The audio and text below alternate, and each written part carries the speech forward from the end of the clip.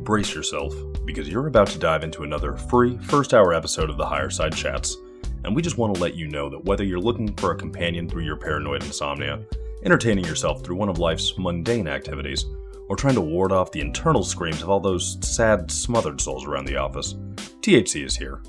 And you should know that every episode of the Higher Side Chats has an entire second hour for Plus members.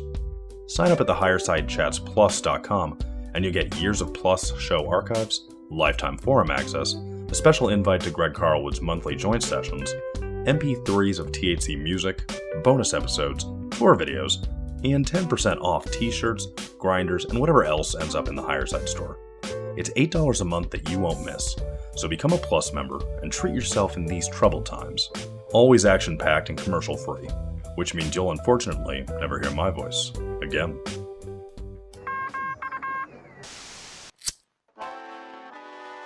In the 1930s, President Franklin Delano Roosevelt addressed the nation through a series of radio broadcasts known as the Fireside Chats. His aim was to reassure the common man that our society would recover from its troubled times. Well, we're far from 1930, and I deal with a different kind of fire. For a new era of worldly frustration, we offer a fresh conversation. I'm Greg Carlwood, and these are the Higher Side Chats. All right, how we doing, Higher Side Chatters from sunny San Diego? I'm your humble host, Greg Carlwood, just trying to stay afloat in these rough waters we call the modern-day reality. It seems from every sector of civilization we see some sort of attack on the people, a medical system that makes us sick, an education system that drills home obedience, a financial system crafted to put us all in debt, and an entertainment industry built for mind control. It's truly everywhere you look. We even have a plumbing system that's closer to a delivery method for poison rather than the best the West can do. Some people chalk all this up to incompetence or neglect, while some don't even see it at all. I think I share the views of today's guest, KJ Ozborne, that this is no accident, but instead a long-standing plan to slowly squeeze the last remaining drops of juice from the people, and to take it up a notch, prepare the landscape and the human vessel for an occult agenda that might stretch back as far as we know. Call it the old plan for the new man, if you will, but it's clear the needles on reality's pressure valves are all firmly in the red. As for our guest, you might know KJ from his wildly popular YouTube documentary, The Scariest Movie Ever Made, which came out nearly 8 years ago at this point, but worked as a compilation of clips and images that came together to make the case that something is very wrong. He now operates a YouTube channel under the same name, The Scariest Movie Ever, clocking in with 500,000 subscribers, where he has hundreds of hours of content and more videos than I can even try to count. So let's get into it. The great revealer of occult agendas, the conspiracy case cracking Christian, and breaker downer of the beast system itself. KJ, welcome to the Higher Side. Wow, thanks so much, Greg, man. That's a great introduction. I'm sitting here with my jaw on the ground. Thank you. Too kind. Thanks, though, man. I'm good. Yeah, this is going to be a lot of fun. You might seem like an odd choice of guest for some of the listeners out there because you do come from that Christian perspective, and that is not really my jam, right. But I know not everyone is with me with that anyway. And what I love about your channel is that most of your videos work to show that some real dark stuff is afoot by using clips and images from the mainstream culture itself. News segments, pop culture images, quotes, headlines. And I really love that because you find some pretty telling clips that I don't see anywhere else, and you're using their own words to make your case. You cover the spiritual elements of the conspiracy, the occult and biblical symbolism that is often injected into these things, the transhumanist push, elite rituals, and so many other aspects that I do find really compelling. So I thank you for taking the time. Maybe we can start by having you give us an overview of the beast system and your just general perspective, and maybe we can flesh that out for people, because that's the term you use to describe the big conspiracy, and that'll help us get the mental gears warmed up and ready for the weirdness, and also get a feel for how you look at the big picture. Sure, that sounds good, man. So, I mean, as far as the beast system goes, I used to, many years ago, I started on YouTube about a decade ago, and you can go back and see my early videos were very basic and very simple. I had been into this research for a couple of years. I'd made, like you said, The Scariest Movie Ever Made when I was in Los Angeles. And I had just woken up.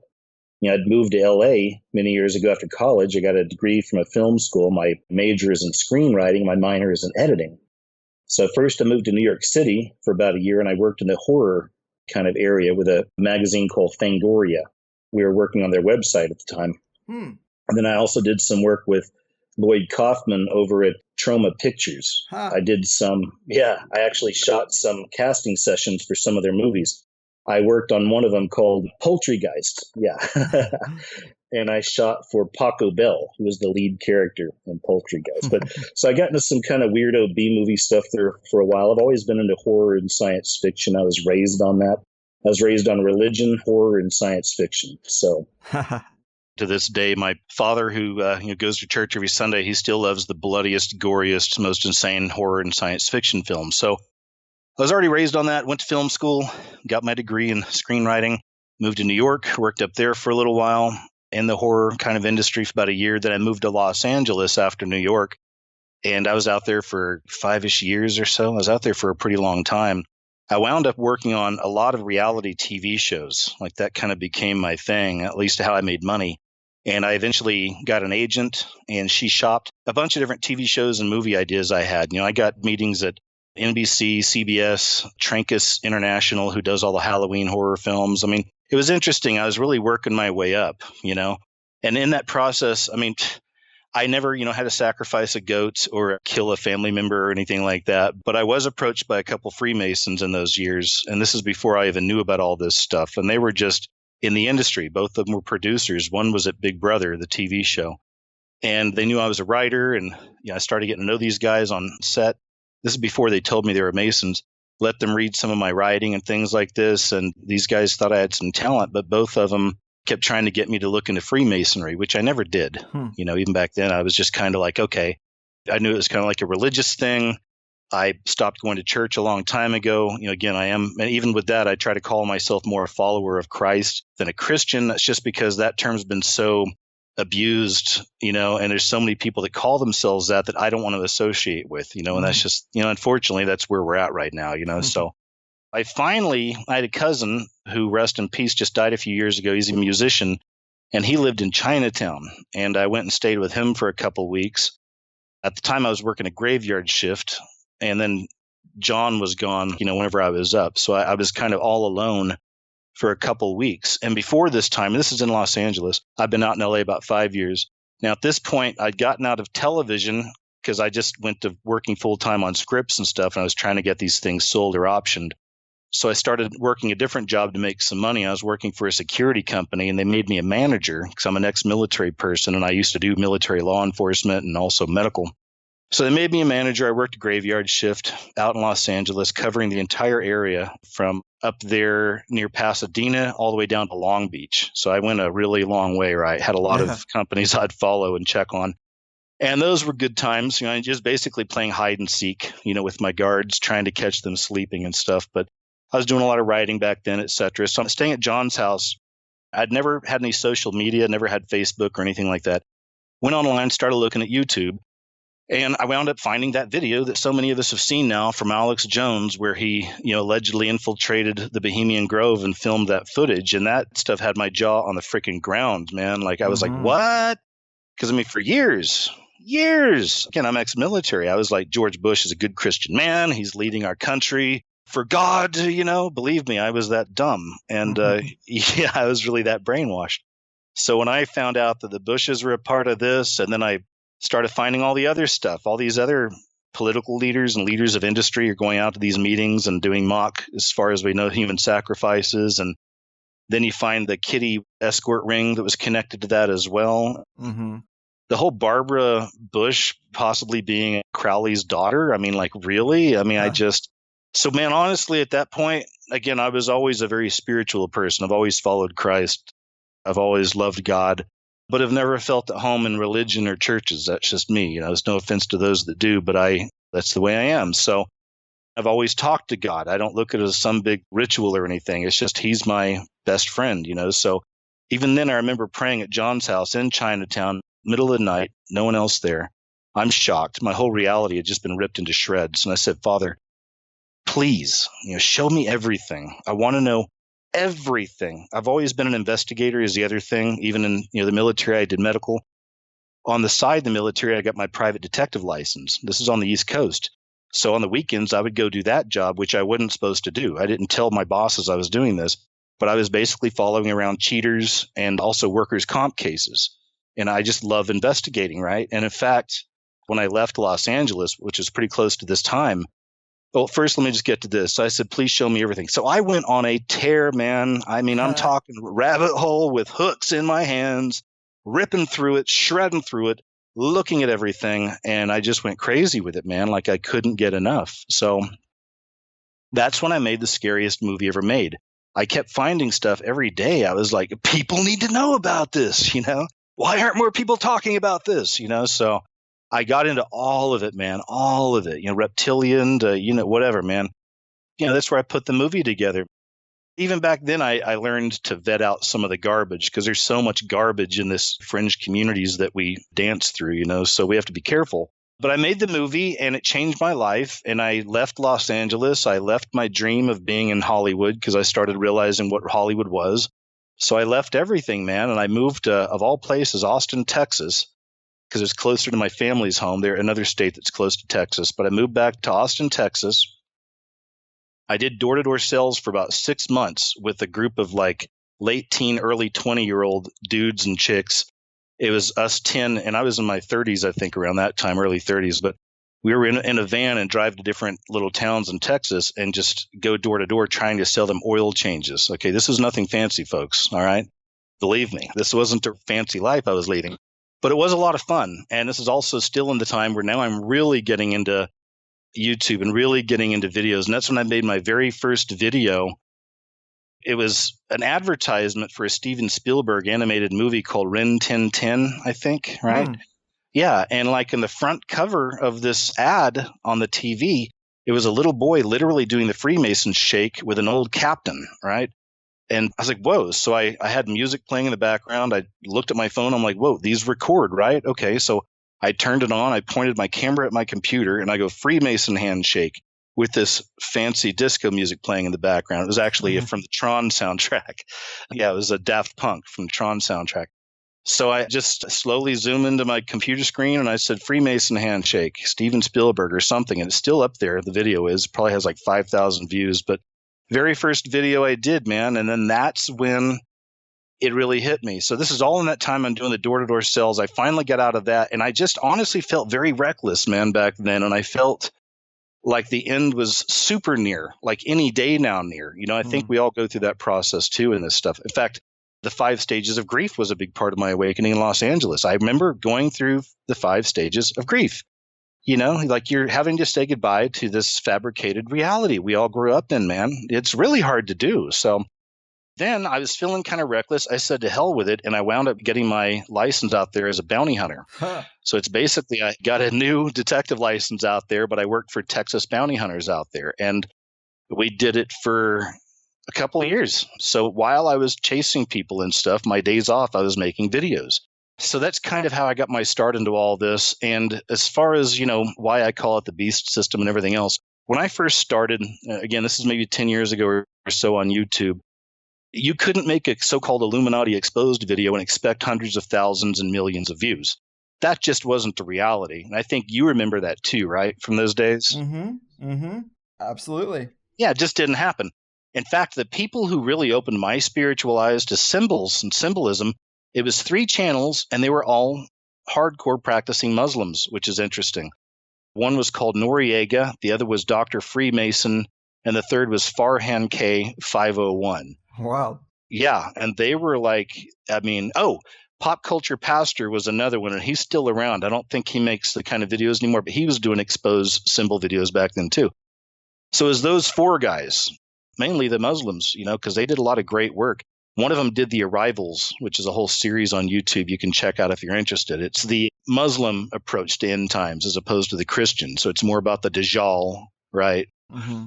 Well, that's one of the things I was going to ask you, because I know you come from this Christian perspective, but it's interesting you brought up the Muslim one as well. It seems like the things that the elite care about, what they put their energy into, it's often a hodgepodge from all over, isn't it? We got some mythology over here. We got some of the Muslim end times, some of the Christian end times. Obviously, it seems like they're trying to symbolically make events look like the events in the book of Revelation. So it is quite weird, but they do pull from all over, don't they? Yeah, and that's really the big question. And I see a lot of people raise that question with me as well. Are they just acting this stuff out? Is this all the script they wrote for this? Or is it all literally lining up? And I do think it's a bit of a hodgepodge. I think it's a bit of both. I certainly see the truth of it coming out.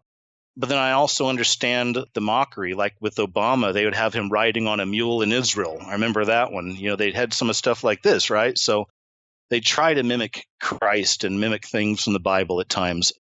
But here's the big one. Whether you, not just you, but individuals listening, whether you believe in God or Jesus or any of that stuff or not, they do. Like, they get this, all right? They understand it all. It's like I've had people get on me for not being able to quote Bible scripture, but it's like, if you believe, then you understand. Demons can quote scripture. The devil knows Bible scripture. That doesn't impress me so much. You know what I mean? So, they know what's going on. And this is all, look, man, the Pope, I'm working on a video now. I'll probably call it like the Pope just created a new religion or something like that. But the Pope's working with Islam right now. It's all just coming out. Islam's been a part of all these secret societies all along as well. I don't see the beast system being just so-called Illuminati. It's multiple secret societies working in unison, literally like a pyramid scheme. And sometimes they work against each other, And this Islam thing even goes back to the Masons. It's all over the Masons. Look at the guys that wear the red fez hats and they drive around on the cute cars. Oh, the Shriners. Shriners. That red hat, it's got the symbol of Islam on it. And the idea is that it was red because of the blood of Christians. It soaked up so much blood of the Christians. It's red. People can look into this if they're interested. So it is all that. It is a hodgepodge. But here's where the dividing line's coming, my friend. And it's going to be on a global scale because we're damn close right now. This whole coexist thing, we've seen it around forever. And I get it. And I love the idea of us all coexisting and getting along. I get that. I love all my friends from all the different beliefs. And I obviously, believing how I do, I wish I could twist everyone's arm and make them believe the way I see the world. But I can't do that. I can only hopefully spread the seeds, or whatever. But we're about to hit it, man, because now that the Pope's doing this stuff with Islam and the dialogue he's using as well about coexisting, he literally said we all have to learn to coexist and all this. I believe it's getting really close. And the big thing about coexist is that all religions can coexist except for one. Now that's where we're heading, and we're getting really close to this stuff. It's Jesus, man. That's the thing. He's the only one out of all of them that, you've got to go through the Son to get to the Father. That's what we're told, right, as Christians. No other religion tells you to do this. This is what makes it such a loved and also such a hated religion. And for a long time now, people have been able to get away with it, and that's fine. But the world's changing really fast right now. Look at the rise of delusion. Look at the rise of hatred. Even in this politics, these political plays, that's fine, but they can't even hide the venom anymore. Like, it's real, this is hate. Look at the people in the streets, basically wanting to kill each other, tear each other apart, fight each other over this stuff. You wear a red hat out in public with that slogan on it, you're going to get your ass kicked. You're looking for trouble, So yeah, that's where we're at. I hear you. That's absolutely why I'm trying to go to some places that are maybe off my typical beaten path and find people who have different views, but still share the same broad conspiratorial perspective, which I think to me is really all I care about. If you see this kind of stuff, then we're on the same team. And just to switch gears a little bit, you mentioned the times we're in. Well, one recent video you put out that I really wanted to touch on was the Illuminati have a secret message for us in 2019, where you show the head of the International Monetary Fund giving some strange speech about numerology to the National Press Club a few years back. That alone is weird. But then you go over the front cover of The Economist magazine, which is definitely one of the major avenues of revealing. We've seen previous examples of it, but when you look at this cover, they have the world in 2019. And it's kicking off the Economist's 33rd year, in fact. So that's interesting, too. Yeah. But what do you see in it that's important, or what do you try to parse from that? I just put it as another piece of all the puzzles. And also, a lot of times to decode these things, it takes a while. I'll find new pieces of this puzzle all the time on these. For the last, 3 or 4 years, I've done videos on these, trying to decode these covers, because you're right. It's absolutely, this is one way that they perform lesser magic. It's where we're all included in the spell, yet most of us don't realize it. And of course, another thing with symbols, and another reason why it's really important to understand the language of symbols, the way I see it is, we're destroying those spells that they're trying to place on us so many times, because the symbols are all about intention. So there's things even on the cover of these magazines we may not even be able to read. It's the intention behind it, that really matters. And we learned that from a lot of the theosophists, and Alice Bailey talked about this, and Foster Bailey have talked about the power of intention and symbols. Mm-hmm. So that's why with these movies and TV shows and commercials, why do we keep seeing these same symbols manifest now? The all-seeing eye, right? Or the 666 OK sign and all this other stuff. Well, that's because, and again, this goes back to kind of my belief and where we're at, but I literally believe the veils are lifting, that reality is shifting, that we're beginning to see things for how they really are. You can take another approach to this. You can look at this as, and I'm sure a lot of your guests have, you can look at this as the end of the age of Pisces, and we're going into the age of Aquarius, and that's a part of it as well. And to me, Aquarius is the 5th age of man. It's the V, it's the 5. So we see the V symbolism in a lot of things as well. I believe we're in that age now. And that's why we're seeing all the old ways fall apart, like politics. Trump came along. What is this Trump thing? Where did this come from, right? But it's basically exposed both parties clearly now, right? The right and the left. Religion's all falling away, right? We're seeing a big falling away from traditional religion. The dynamic of families changing. Now they have people talking about polyamory, right? And all this other wild stuff, and sex dolls. We have things like this. We have the transhumanism movement moving along at the same time that we have the transgender movement. It's in perfect unison, perfect synchronicity, and that's certainly not a coincidence, right? Mm. So it's almost like they're preparing us for a post-human existence. That's one thing I see as well with a lot of the rise of the robots. I had to go to a funeral recently. It's an uncle. I wasn't super close, but still, we wanted to go see him. So we went down there, and I was with my mom and dad, and on the way, they stopped at the McDonald's. Dad went in to get something, walked into the door, came right back out about 2 minutes later with nothing in his hands. I was like, what's that all about? I thought you were going to go in there and get you a sandwich and a coffee or something. He said, no. He said, they got one of those robots in there. They got one of those machines. I've got to plug it in, and I don't know how to use it. I don't want to use it. And it's like, okay, well. So I guess they had one of those things in the McDonald's where you don't deal with a human. You punch in what you want at this kiosk. So everything's becoming more robotized. There's a company that makes its own pizzas. It's all robots. That's either in LA or somewhere in Asia. I know there's a big difference there, but I'd read about that. There's a fully automated KFC they put up in Japan. A lot of Amazon, of course, is adding more robots. My point of the matter is this. We know on the Georgia Guidestones, they talk about maintaining humanity under 5 million or 5 billion or something like that. I don't know what it was, right? So we know there's something coming. And that's a part of it as well. Eugenics. Look at how they're abortion, right? That's kind of a big deal right now as well. We've moved on beyond abortion into full-on infanticide in this country. So I've also attributed that in many ways to we're still sacrificing children to Moloch and Baal as well, because you can find very interesting connections to witchcraft in Planned Parenthood. So this is just another example of how they're culling humanity, right? So we have this stuff happening as well. And all the other stuff, the chemicals in the water, chemicals in the sky. Humanity is constantly under attack. So you can kind of see it all coming together. Hope I'm not rambling too much. I do that from time to time, but I'm hoping you're up with me on this. But that's where I'm seeing it. So in the last few years, as all this stuff has intensified, now we're seeing suddenly more and more of these symbols on everything, right? This so-called Illuminati symbols. And this is stuff that we've seen for, again, like 10 years or so. In the beginning, when I made my videos, I called everything Illuminati. But as the years have gone by, I started changing it more into the beast system, because now I've even seen that term Illuminati overused. Like I was saying, we started off, it wasn't about making money. You couldn't get a lot of views or popularity from this stuff. You were doing it because you cared, right? And I still believe I do it because I care. But we have to grow, right? So we grow. But as the years have gone on, now you got people that can show up on YouTube, drop a bunch of videos on Illuminati this, Illuminati that, make hundreds of thousands of views, millions of views, make a good chunk of change, make some cash. And it's hard to tell who's real and who's not, half the time anymore, for real. Like, it's become so freaking popular, man. It became an industry. People could just create these channels every day, talk about Illuminati. Every person that dies out there, oh my gosh, could this be an Illuminati sacrifice? Question mark. I mean, and next thing you know, you're making dough, dude. They're making good bread. But now that's over. Now we're seeing how YouTube's been attacking that. And we're seeing a lot of those communities die and fall apart.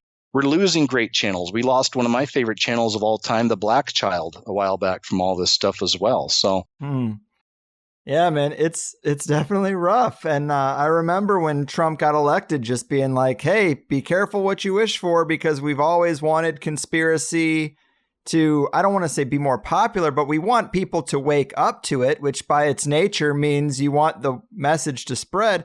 And here we have elected this guy who's said a few conspiratorial things. Alex Jones is having him on his show, and now Alex Jones is in the press corps of the White House. It's like, this is getting a little crazy. This is not exactly what I wanted when I wanted conspiracy to become more known across the culture. But hey, it is what it is. Like, this is where we are with a bunch of things that probably we don't put stock in being the most popular conspiratorial themes of our time. But another reason I chose to get you on now is that you suffered a fairly recent heart attack, and I'm sorry to hear that, but it seems like you've come out the other side. But I wanted to talk to you a little bit about this, because you experienced some things firsthand in regards to bumping up against the medical side of the beast system, and I find these personal anecdotes to be really compelling for developing a broader worldview or a broader view of this area. Tell us about some of your experience there. Yeah, man, that's a great question. I didn't expect it. Thanks for watching that video. I know what you're talking about now. Yeah, folks who didn't know, it's been about 6 or 7 months or so now, but I literally had a heart attack, and it was right here where I'm talking in my living room. I had it right here. I've never had one before, so I didn't know what to expect. It started, I do live shows as well on my channel, and 2 nights before this happened, I'd done a live show. And before I go live, I'll breathe in like 10 really deep breaths. I do this all the time before I click on, and then I release, and then I'm kind of ready to go, So I did that, and then I suddenly felt a lot of pain in my chest that night and just kind of blew it off like I strained something. I did the show. Next day was fine. Second night, at night, it kicks in again for a while. I'm like, what is this? I don't know what this is. And it finally just went away. And then the third night, it kicked in and it didn't stop. And it literally had me in tears. It was painful, man. And being a faithful type dude that I am, I'm praying. I'm saying, God, please take this away. And finally, I'm like, all right, look, if you don't make this go away, God, I'm calling 911 on myself. I literally had this conversation, and he didn't make it go away. Like, it got worse. And it literally felt like a hand made out of fire squeezing my heart as tight as it could. It was crazy. So called 911 on myself. They showed up within 5 minutes. They were here in no time. Took me to the hospital. And that's when I found out I'd had a major heart attack. I'm only 47 years old. And I have 2 stents now put in my heart, 100% blockage in one, and there's like 90 in the other. It's crazy. So now you're probably picturing the comic book guy from The Simpsons right now. Like, I'm some 300-pound oaf, that never really gets off, which simply isn't true. That's the other thing. It really shocked me. I've always taken care of myself, thought I was in decent shape. Again, I'd never been obese or anything like that, but that's not it. So I found out in this whole process that it's genetics. I was adopted when I was a baby, so I know nothing about my genetics, and that's what it was. So it was a genetic thing. And anyway, so now moving on beyond that. So they put me on like almost a dozen medications at first. And everything was going, I guess, okay for the first month or so. I was just trying to feel this out. I was watching what I eat, even more exercising and stuff, taking my medication. Then all of a sudden, man, I started getting really blue. And I'm typically real even kill. I've never been, up and down real easy. I've never been down very much at all anyway. And I was like, why am I feeling like crippling depression? Like, didn't want to get out of bed. And then after a couple of days of feeling a lot of that, I started getting suicidal ideations. Like, I started reasoning it out with myself in the mornings. I'd be like, I've had a good run, man.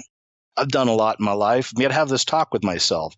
because I just felt like I didn't want to be here anymore at all. Wow. I was just like, I'm done. Yeah, man. I was just like, I'm so done with being here. And, like I said, I kept saying, I've had a damn good run, dude. Like, I'm good, The one thing that held me back, though, even the night I had my heart attack, like, honestly, even then, I kind of felt like I was okay to go. Like, I realized I'm not afraid to die. I don't welcome it. I'm not going to off myself, but I'm just not scared to die. And I feel I've done my job. And, I was like, okay, if this is it, man, let's do it. But then I had a second thought that the other prayer that night was just don't let me go before my mother and father. That's all I ask, because like I'm the little light of their life. I'm not bragging. Like they're freaking cuckoo about me. You know what I mean? So I don't want to go before them. So that helped. But anyway, so then like I said, a month later, I'm having these thoughts of just doing it. And I was like, I'm so done. Don't want to be here. I was crying. I'd randomly start crying and stuff. And it just got really strange. So being an investigator and a researcher, I finally figured it out. Like, let's look into these medications. Duh. And that's when I found that basically half of what I was taking causes suicidal ideation and depression. So it was very real for me then. I'm like, whoa, okay. So I go back to the doctor and I told her, I was like, look, this is doing this is causing that. She says, well, you need to be on all that. So here, let me go ahead and put you on this too. So then they put me on Zoloft. They wanted me to be on this depression medication. Again, it's nothing I've ever taken in my life. I'll tell you, I took it for 2 weeks and then I quit because I did want to see what it felt like. Honestly, I was like curious. We talk about how bad this stuff is, but I wanted some firsthand experience. I'm like, well, now's my chance. So let's try it out and see what it's like. And it made me a drone. I felt like it really did numb me out. Took about a week for it to really start kicking in for me, but it numbed me out. Plus, I'd wake up at like 8 a.m. and by 11 a.m., I was ready to lay down again. It was just wiping me out, dude. But I went ahead and did it for a couple of weeks, and then I quit that, and I started doing Kratom. Have you ever heard of Kratom? I have. Yeah, Kratom's great, folks. If you have never heard of Kratom, look into it. All natural. It's just an South Asian, I think, plant that's kind of crushed down, and it's a powder form, and it is absolutely fantastic. There's different strains for different things, but I started taking that just to kind of take off the negative effects of the medication I was on, so did that, and Kratom's been fantastic, non-addictive as well. In fact, a lot of people have used it to get off of opioids and heroin and things like that, so it's something to look into if you're not familiar with it. I love it. I take like 5 tabs a day. That's all I need. It keeps me going. So did that. Then I was eating a keto diet the whole time. I was all on keto because I'm also on the edge of type 2 diabetes, right? I've had all these major health issues in the last 5 years. The heart attack, then of course I had a motorcycle accident a couple of years ago in Costa Rica is a whole other story. So it's been a really crazy few years as far as health and stuff goes. But so Kratom's been great. The other stuff was whatever. I was doing all meat, but it was lowering my sugar, but my cholesterol was over 500, which is really bad if y'all know about your numbers. So then several months ago, I completely changed my diet again, and now I'm doing a fully plant-based diet. No meat, no cheese, no eggs. I've cheated the last few weeks, like 1 day a week for one meal. I've had a little bit of meat, which isn't too bad. But yeah, I tell you, man, it's been fantastic. I mean, this plant-based thing is great. And then also with the plant-based, I've stopped taking some of that medication they had me on, and I feel great. My numbers are good. So we can actually heal ourselves through proper health, man, and exercise. It's really that simple. So that's been a really cool learning process as well. And I think that kind of covers that as far as like, what happened there. Well, yeah, that's definitely the stuff I was looking for you to get into, especially the depression and the bombardment of suicidal thoughts, because you read these reports, these reviews from other people on these drugs, and they describe these internal conversations about suicide, these, I guess, voices compelling them to kill themselves.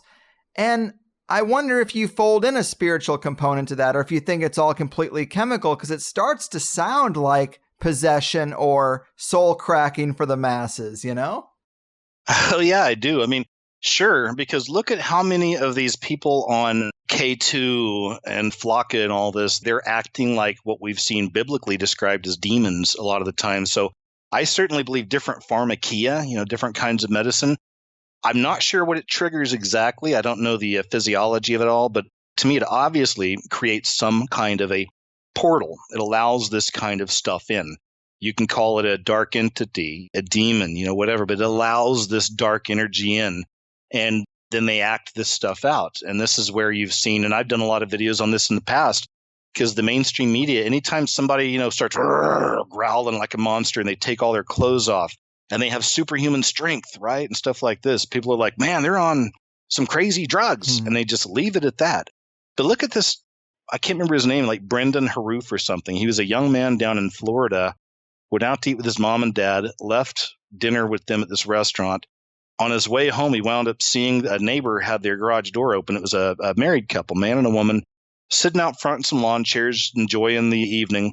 And this kid walks up on both of them and winds up killing them both, eating parts of their flesh, even eating the man's face off a little bit, right? So the cops come and get the kid. And as they're taking him in, he says, "You can test me for drugs. I'm not on anything." It's one of the first things he said.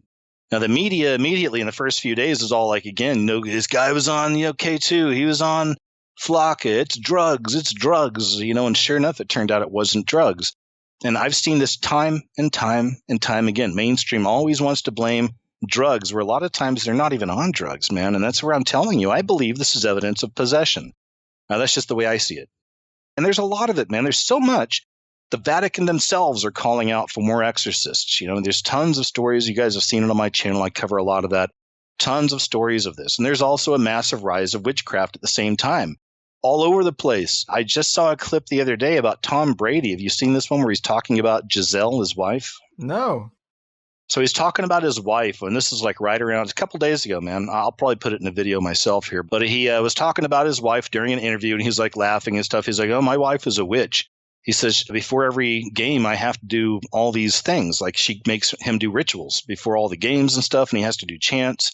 I mean, he basically describes all these like witchcraft type rituals he has to do, and he laughingly says his wife is a practicing witch.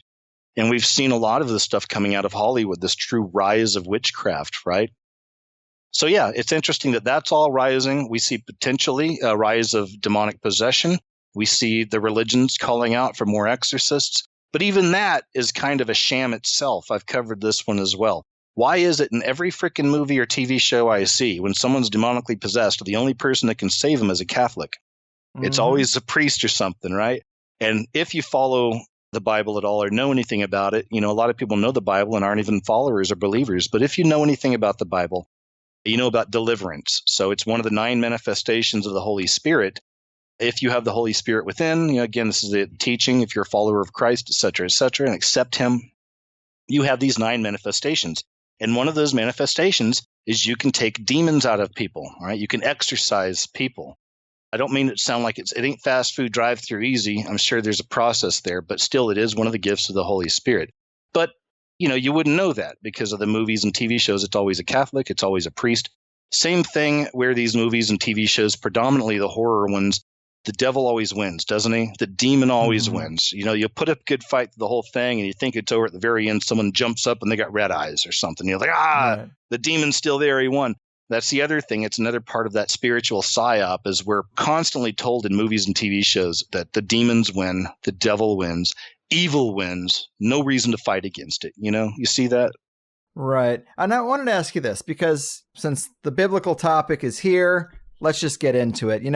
I guess my struggle is if the Bible is your manual, so to speak, how do you rectify the fact that nearly everything we have today is highly manipulated and this book is thousands of years old, has been used by authorities at every time depth, translated over and over, edited by the priest class cabal at several points, promoted by the Catholic Church and the Freemasons? I mean, it's nice to have some sort of life raft in all this darkness, but that just seems like a simple answer to me. It seems like they want us to cling to that. It seems like a false paradigm where maybe the truth is way different, has never been presented to us, and is way more complex than most people might think. I guess if that was such a useful tool, why would it be the best-selling book of all time? Why would it be everywhere?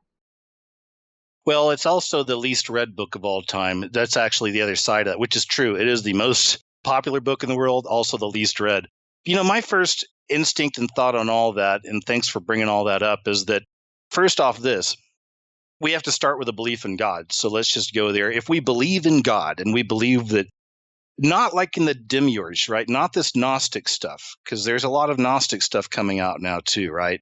But if we believe in a God, and it must be a loving God, and this God loves its creation, right, then it's going to give us a direction, okay? And I totally get what the Bible's been rewritten and this and that, and there's different translations, and you got people, religious types will fight over the whole King James version. It's King James or nothing, brother. Meanwhile, King James was a Mason, so you have this side of it as well. Right. And trust me, man, I get into it too and see it. This is why I say and have said forever, I've been through all this now. The quickest answer, the easiest answer, and I think most likely the truest to form is that if we believe in this God, right, then this Bible we have, no matter who wrote it, no matter who did a translation, no matter who did what, it is the inspired written word of God, no matter what, no matter where it came from, which hands were on it, which this, which that. Because is God really going to allow man to alter ultimately what he wants man to know about himself? That's the big question, right? So I've always taken that approach that, again, no matter who did this or who wrote that or who added this in, of course, they took the Apocrypha out, right? Find it for yourselves. I say, look, read the book of Mary, read the book of Enoch. There's great stuff out there, right? So, it is complicated. It's not so simple. But for me, being in this so many years and with my mind already being as complicated as it can get, I've returned to some of the most simple messages of Jesus Christ himself from the Bible. And like I told you, before, I can't quote scripture. I'm not the best with stuff like that. Doesn't mean I'm a bad guy. The devil can quote scripture. Yeah, demons know scripture. I know what I need to know. You know what I mean? And that's just for me. Some people live by it, but I know what I need to know, and I follow it very simply. I come to God through Jesus Christ as a child. I have to go back to that innocence because I know, like you say, there's so many strange things with it and this and that. And there's so many things we can't know in this, and it's hard to let go of, but that's where I finally had to fall back on the simplicity of a child. I believe in God. I believe in the love of God. I believe in Jesus. I believe his beautiful message, so this is what I follow, and I will come to him as a child, fully understanding there's some things the Bible even says we're not going to know and we can't know. So I kind of put it in that category as well. And man, I fully understand how that's not easy for most people to do. I get that. I get those messages from people. I get those comments. I understand. Yeah. But it's a personal thing for me, and we're all on our own walk, and I don't judge anybody where they're at, which church they are, which denomination. Look at that. There's 15,000 denominations of the Christian church in America. No wonder there's so much hatred and division and madness and craziness sometimes with religion. Yeah. Yeah. And I don't want to get too divisive. There's other, I like what you just said. There's things I want to say, but I'm going to bite my tongue because I don't want this to be that kind of thing. Let's get to, you mentioned Tom Brady, and funny enough, he did win the Super Bowl, so maybe those rituals are working, but you do break down pop culture events really well too. And these often are major opportunities for big public rituals. You got a lot of eyes there, a lot of energy. Why not use it? Well, we just got through the Super Bowl and the Grammys. I'm just curious, did you analyze these early events of 2019 for any hidden messages or occult symbolism? I definitely watched. I watch all these, the Grammys. But the thing is, man, that in fact, I did a video last year called What They Secretly Told You at the Grammys 2018. That's like at 1.5 million views now, which is great. I'm not trying to be a view queen here, but it's always nice that a lot of eyes are getting on your work, so I was happy about that. So I look every year, man. But for me, again, this goes back to where I'm tired of seeing all these channels where everything's Illuminati this, it's Illuminati that. You got 5 videos a day or even a video a day about this stuff. And it's tiring. It can be exhausting for people, and I think as time goes on, we lose the deeper meaning behind all this, like why it's important to see this stuff. Again, I believe part of it's we're breaking their spells. But, if there's not enough in something, I'm not going to bother anymore. I've always taken a quality over quantity approach. It's hard for me sometimes. I feel like I should be doing more all the time. But, what I put out, man, I put everything I've got into it. So, and thank God I've built a nice following here and people know to expect when I drop a video. Usually there's, hopefully it'll be worth it. You know what I mean? It's not just hey, look, guys, there's an Illuminati pyramid in this commercial I wanted to show you. It's something worth seeing. So I did watch the Super Bowl. Didn't see a lot in there. And then I watched the Grammys, not too much. In the Super Bowl, though, as far as commercials go, I made a couple notes. Well, there was also the Cardi B performance at the end. Lots of purple, of course. And then there's Saturn, going back to Saturnalia, Satan with all that stuff as well. Saturnalia cults, if you guys aren't familiar with stuff like that. But it's also how she was just really literally playing like the horror, on stage and, laying on the piano and spreading her legs wide open, pointing her privates towards the audience. And this is mainstream, huge television, millions of views. It's just like, is this really where we're at now, with stuff like this? It has been for a while. Yes.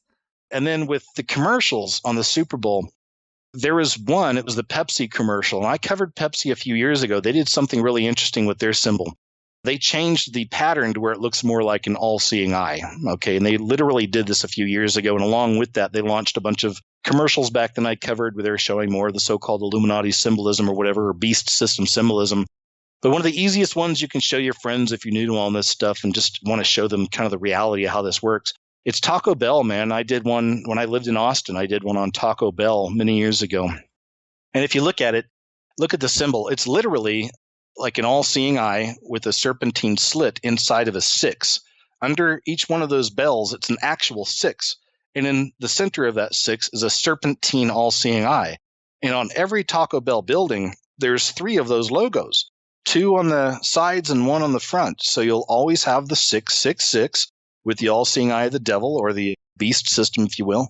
And they're always in purple as well for Saturn and Saturnalia. Some of them will even have a little ridge above it that literally looks like the straight ridge above the Eye of Horus, if you're familiar with that Egyptian symbol. So that's the point. That's an easy one for people. If you want to show someone how some of this works, that's how that works. Mm-hmm. This is how this system's manifesting. This shows us, to me, these corporate leaders, these are probably people who have been to the Bohemian Grove, I'm sure, right? Birds of a feather. So they rain down from these high places their satanic symbolism. And I've also said throughout the years, another reason it's important to see these is when you see that, to me, it's poison. It's like in the old cartoons, it'd be like a bottle with 2 or 3 X's on it, and that's poison, right? That's poison when I see that symbol. So we don't eat at Taco Bell, we don't purchase things from these companies. And that's the way I try to be about it, Yeah. Well, hey, I don't deny the 666 component. It's out there. I mean, it's very strange that it's clearly in the Disney logo. It's clearly in the CERN logo. I mean, Fox breaks down to 666, and Fox is like everything. Fox Sports, the movie network, 21st Century Fox. It's a huge, huge conglomerate. And then also Monster Energy drink with the Hebrew 666. And then the other energy drink is Rockstar. That's a big pentagram. So this stuff is very symbolically potent for sure. And the only thing I wanted to say about those early 2019 ritual events was in the Super Bowl, one thing I saw was we have a regular returning guest, Chris Knowles, who's been highlighting siren mermaid symbolism. Well, when Adam Levine went shirtless, one of his most prominent tattoos is of a big mermaid with wings holding a skull, covers his entire back. And after the Super Bowl, what was the image everyone was sharing is, oh, look at the shirtless dude. Like it was something that they clearly wanted us to see, even though it really shouldn't have been a big deal. And then I also thought it was interesting that we already know there's a lot of talk about cataclysmic cycles and this sort of end time stuff seems to be in the elite secret religion. So when I saw the big boy entrance and it was via a mock meteor strike right into the stadium, I thought that was weird because it's kind of like a summoning or an invoking of a meteor. Maybe I'm reading too much into it, but I thought that was pretty apocalyptically potent. Yeah, that's a great observation. Yeah, I thought so too. Again, a very strange animation for them to have in, right? For what purpose? And even Adam Levine, there's a lot of things on his all around his upper torso there. He's got the all-seeing eye. He's got the monarch butterfly right in one area. Even with that, I've done some videos on this, and I feel what I call it is it's almost like a returning of the old gods. Because there's more than one God. People know this, right? Mm-hmm. And not everyone does, but there's multiple gods. It even talks about them in the Bible. So there's lots of different gods. You can look back even on some of the things with the Greek gods are very interesting as well, yeah? So we look at this, and I'm seeing all these different stories I've found over the last few years. And again, I've posted a lot of these in videos. Pagan groups are rising again. There's new pagan temples being built all around the world right now. I've covered that as well. So we're seeing this kind of interesting return to the old ways. It's almost as if all the ancient gods are returning for Armageddon. That's the way I see it, just a kind of a blanket statement, but that's the way I kind of see it. The unicorn symbolism, right? We have all these mythical creatures. All this stuff is coming back, right? We're even dealing with trolls on a worldwide level. We talk with trolls all the time. Yeah. So all these mythical beings and creatures and these ideas and these ancient religions, I believe it's all coming together. It's all pulling up for the final end time spectacle, perhaps. Or, maybe humanity is going to find a way to break through this and we'll keep it moving. I'm not sure. Some people want to believe that too. Okay, sure. But before we get there, there's going to be a lot of fighting to do because it's getting ugly and the sides have been drawn. You can call it good versus evil, wheat versus tare, goat versus lamb, or whatever. But it's obvious to me too. I feel the side of humanity is really manifesting nothing but murder, darkness, and hatred. Yes, man. And sometimes the easiest way to see the influence of culture shaping is to look at the youth. And you have done some videos where you show how the current youth is affected by the current culture, and it's disturbing. But even more interestingly, you have also looked at celebrity kids. And I think this is really compelling because we know Hollywood is a dark place full of abuse and cycles tend to continue. It's weird, but can you give us some examples of the strangeness you're seeing either from just the millennial generation in general or some things you've seen from celebrity kids that don't strike you as quite right? Yeah, man, that's great synchronicity, you asking me this. I've got a couple of videos I'm working on, one about the Pope. The other one is called, right now, Why Are These Celebrities Destroying Their Children? So I'm actually working on one right now about a bunch of different celebrities. I had no idea there are so many, but they're raising their little ones gender fluid and things like this, right? 5-year-olds, 6-year-olds. They're letting these children choose their own gender and things like this. So Hollywood is where a lot of the programming comes from. And this is why a lot of these people are programmed. I believe that. And then they program us because unfortunately people love to worship idols. Yeah. So we've got celebrity worship as a big deal here in this country. And even along with that, speaking of them being programmed and also going back to these award shows, I don't know if you saw this clip. I did a little video. I put it on my website a couple of days ago called Did Lady Gaga Just Have a MK Ultra glitch or mind control glitch? I did see that. Yeah, dude. See things like this now. And then you got people want to say it's clones. The clone thing's very interesting to me as well. I need more. That's a pretty big leap. I need more on that. I see a lot of people just randomly saying everybody is a freaking clone, right? And if they're not a clone, they're a tranny. We got the transvestigations where you got people thinking everybody's a transsexual out there in Hollywood. Yeah. So that's where a lot of this stuff to me just kind of starts, blurring the lines and stuff. And we see this a lot anyway. And like I said, with this transvestigation thing, it's very interesting because I firmly believe that Michelle Obama is Michael. Go back and even look at that picture of Michelle next to the other 3 Illuminati songstresses they just had at the Grammys. And she's a freaking giant. She looks like a linebacker, seriously. I hear people saying that, and it is possible. And it's a little interesting in that TMZ kind of way, but it always feels a bit uncomfortable. Obviously, I do get the whole occult aspect of the unification of opposites, and that's definitely in the cards of the transhumanist stuff. But I prefer to use an example like Celine Dion's clothing line, right? Yes. That was clearly out of place and obvious. It's huge. And when it comes to something like Obama, I care more about the lack of accountability for the bank bailout theft, the drone strikes, the crimes, and the things that relate to the ways we're kept down in this Rockefeller Rothschild debt-based system rule. But when it comes to who he's partnered with, why does that matter? Why should I care about what's under that dress? I got a good answer for you. That's a great question. Here'd be my answer.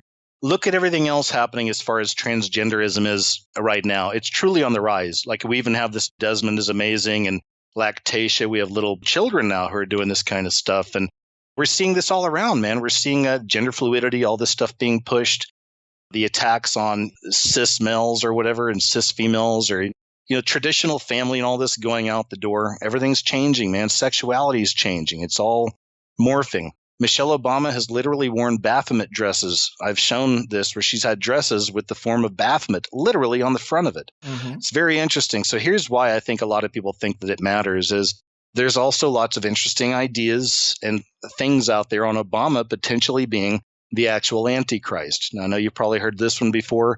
I know it's really hard for people to believe who don't even believe in this kind of stuff.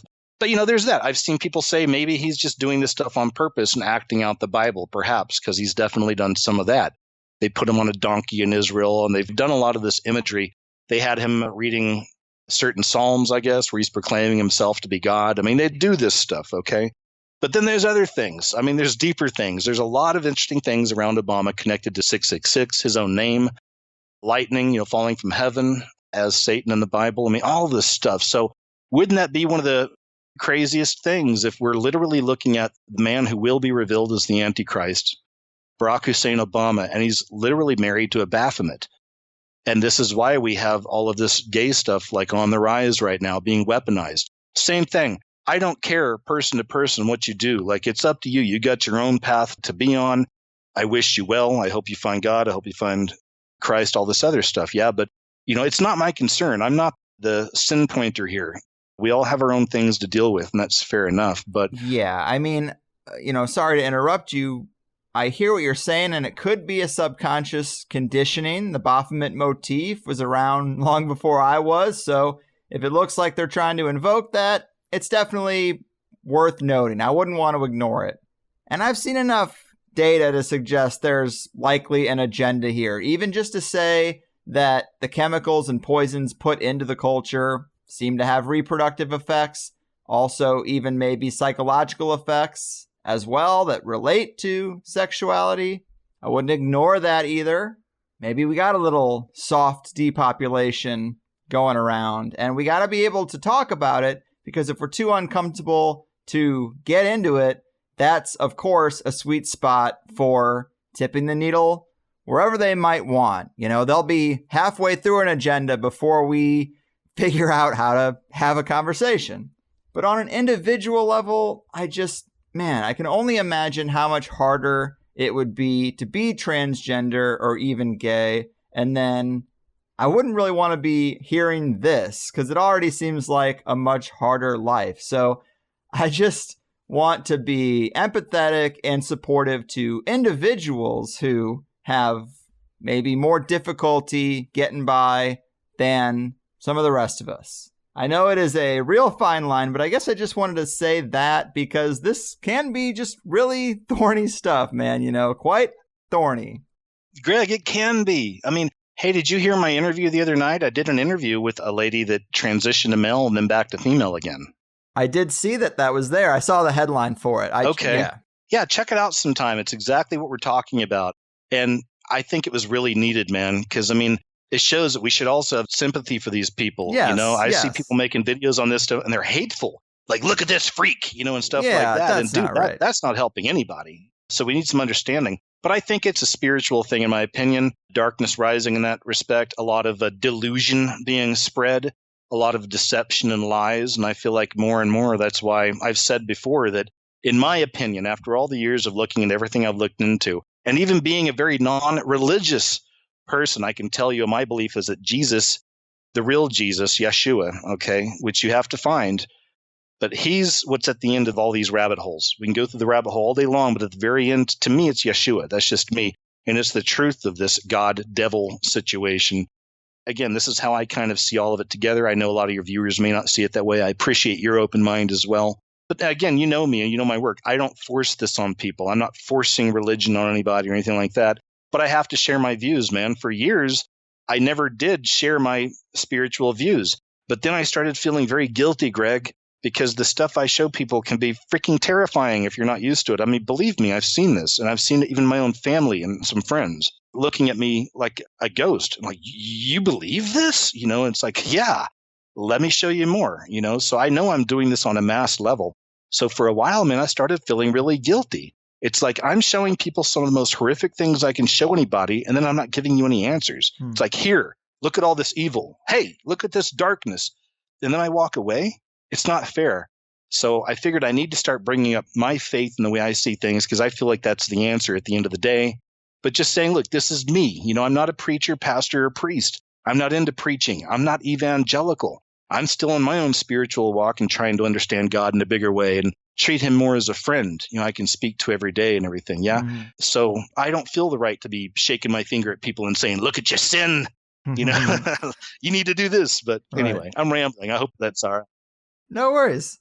So, on the religious subject, in another clip, I thought this was pretty interesting. You talk about the way angels have been depicted over time and how today they are sexualized in the culture as beautiful, naked, winged women, the whole Victoria's Secret thing. But the original descriptions of what angels are do not sound like that at all. Things like wheels within wheels of eyes, an eagle, lion, man, four-headed monstrosity. Yeah. They don't even sound humanoid. And I just found that to be really compelling. It almost sounds demonic.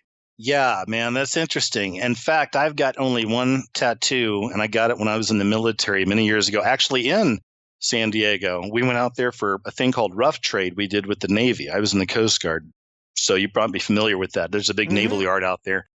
And I got my one tattoo, and it's literally a beautiful woman, angel on my right shoulder. And that's before I was ever really awake and understood about all this. So I fell for it too. Yeah, you're right, man. This idea that angels are, these beautiful angels with big boobies and beautiful eyes and all this, it's not like that. They're absolutely horrific. I mean, people freaked out in the Bible when they saw these things. I don't wish to see stuff like this, I don't want to see things like that. But isn't that interesting, though? It's just another example of how little people really know about the truth. You know what I mean? Cheers to that, man. I totally agree. And I like to think that you and I are on the same page despite some differences. That's life, right? We all have little differences, and I appreciate the threads that you do pick up. This has been a lot of fun. Clearly, a lot of odd stuff is happening out there, and I'm sure you'll keep cataloging it as long as you can. Before we go, do remind the people of your links and anything they might need to keep up with and support your work if they might be interested. Hey, thanks so much, man. That's great. So I have a YouTube channel called The Scariest Movie Ever. Lucky enough, blessed enough, whatever, to have almost 500,000 subscribers there, which is nice. I also have a website called Who is KJ Ozborne, Ozborne with a Z.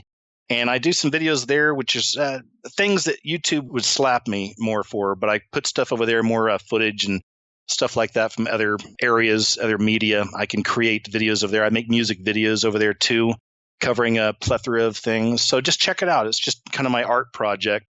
And on my YouTube channel, I do KJ's What Happened every Tuesday night, which is a look back on the stranger news throughout the week.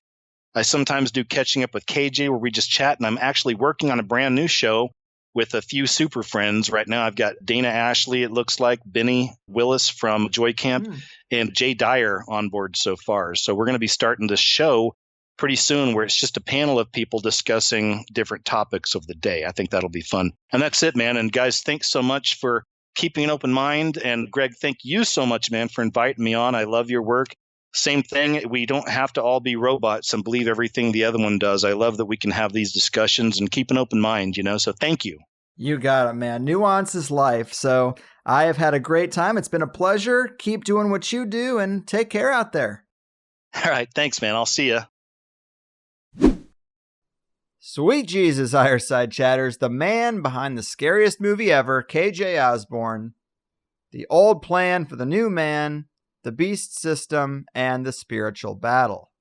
I will be honest, the requests to re-examine the big conspiracy through the more Christian side of the spiritual lens have been stacking up. Thought it was time we did one for you guys, and so we did. I think KJ is a good pick for me because of how he uses those mainstream clips to make his point, and I think that's the way to do it. Plus, I'm liking these interviews with folks where we have one foot in the same circle and one foot in different circles. Whether it's space weather with differences on how to view the elite, or the same view of the elite with a difference in spiritual interpretation. I think it's not only a little more challenging to craft a good interview and weave between the similarities and the differences, but I'm just on this theme right now where we need to talk to people who see things a little bit differently. I mean, not entirely differently. We don't need Don Lemon or Sean Hannity here. But folks who have, like I said, a nice Venn diagram style overlap, but maybe not a 100% alignment. The only other thing I wanted to say is that there sometimes is this idea where some of those more conservative conspiracy researchers make it seem like our culture is moving towards one big transgender orgy, that this is made to look appealing or it's being glamorized, and there is more than enough material to understand why some people have that perspective. I am not going to try to debate it. I, of course, understand the esoteric implications too, but the one thing is, and I'm sure KJ would agree with me here, but meanwhile, I know there are young people who try to commit suicide all the time because of how hard it is just to be in that minority position. Obviously, the elite don't care, but I don't want someone having a tough time to hear one of my shows and somehow their tough time is made worse, you know? That is the opposite of what we're trying to do. So it's a tough thing to be open to talking about anything, which I am, and also trying to think about every person who might be listening and making sure that they know that I just want everybody to be happy, but also aware of life's unfairness, ways in which we're manipulated, and how to navigate life with a better map than you get from most other places. Kind of related, but I did also want to have that antidepressant conversation. I'm glad that happened. Just before we recorded this, a comedian, Brody Stevens, had committed suicide. And apparently he wasn't taking his medication, or there was a lapse in his insurance and he couldn't get it. I really don't know, but the whole thing was just fresh in my mind. I knew KJ had some similar experiences in that realm. I also still have a lot of the things that Annette and Patrick Jordan said on the brain. So I'm glad that got some time. I do like and appreciate KJ's work. I'm also partial to naming the overarching conspiracy, things like the octopus of global control or the beast system. I really do think so many industries and sectors work so synergistically as to almost give the whole game away. How could there not be an overarching agenda, you know? But in Higher Side News, we have a joint session coming up on the 20th, 7 p.m. Pacific. I changed it from the 25th because that is my birthday. So come join me on the 20th. And I'm also sure Plus people have probably seen the notice, but we have had a little snafu with the Plus people's access due to the new system and a resetting of everyone's access to the date of that port. It didn't affect the payment system or your payment cycle, but the access system got a bit unaligned from the payment system, and I spent about 6 hours yesterday manually updating every member, and I think we're 99% back to normal. Anyway, if you have access issues at this point, email me and I will take care of it.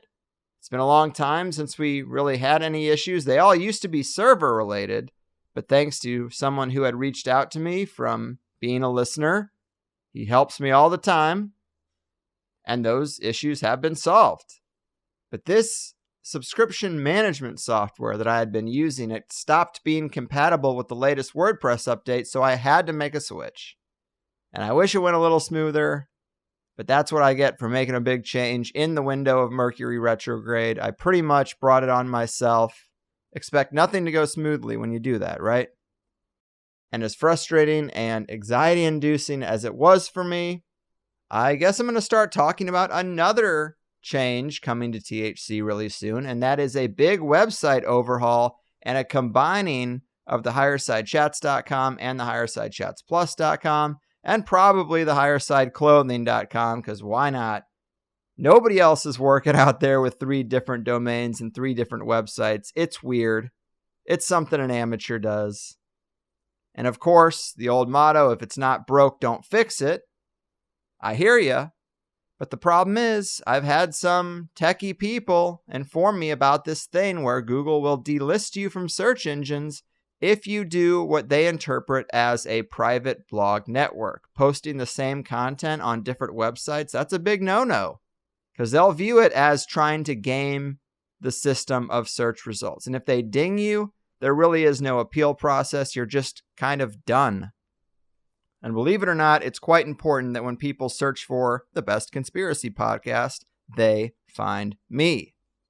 And it's also ultimately just a better practice for a web-based business. And since I plan to be around for a long time, we're going to rip that Band-Aid off and get everything under one umbrella.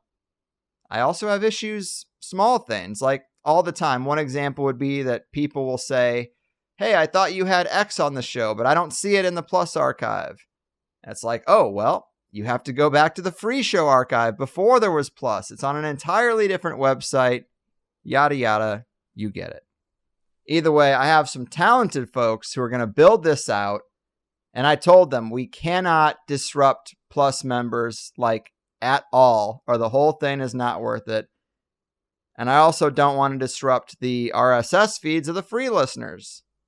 So they're going to try to make everything as smooth as possible, but it's just time. I built what we have now myself with limited knowledge, and I'm proud of it.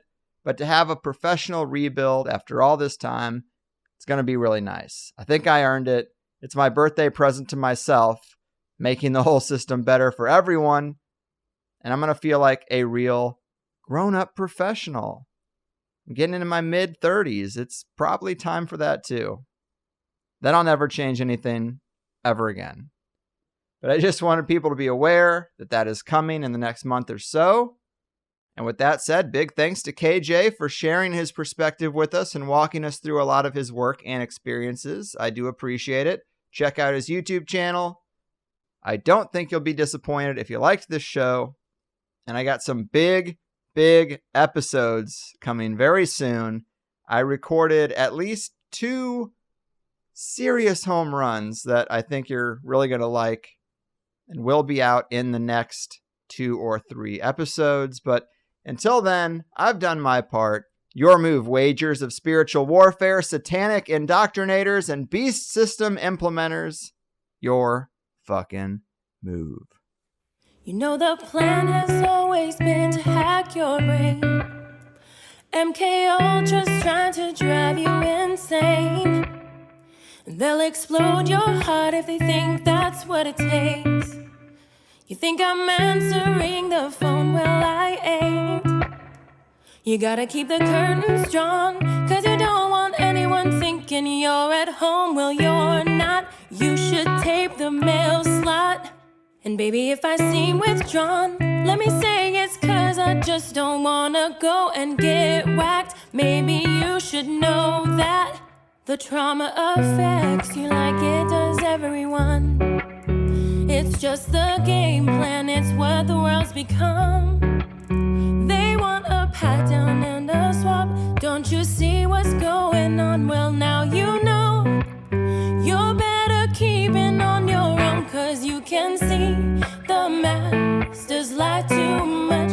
Oh baby, you can only trust yourself. And if you think the system's out of touch, it is, and you can only trust yourself. I hope you know the elite aren't your friends. They'll suck out everything from you in the end. And if for some reason you think I might be wrong, I wonder where you got that opinion from. You gotta keep the curtains drawn, cause you don't want anyone thinking you're at home. Well, you're not. You should tape the mail slot. And baby, if I seem withdrawn, let me say it's cause I just don't wanna go and get whacked. Maybe you should know that the trauma affects you like it does everyone. It's just the game plan, it's what the world's become. They want a pat down and a swap. Don't you see what's going on? Well, now you know. You're better keeping on your own, cause you can see the masters lie too much. Oh baby, you can only trust yourself. And if you think the system's out of touch, it is, and you can only trust yourself.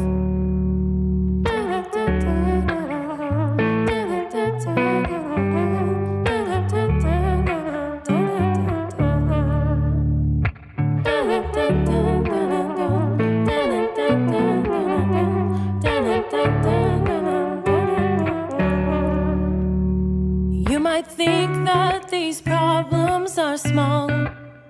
Or maybe they aren't registering at all. Now they know you're naive and vulnerable. You won't believe all of the stunts that they'll pull. 'Cause you can see the masters lie too much. Oh baby, you can only trust yourself. And if you think the system's out of touch, it is, and you can only trust yourself. 'Cause you can see the masters lie too much. Oh baby, you can only trust yourself. And if you think the system's out of touch, it is, and you can only trust yourself.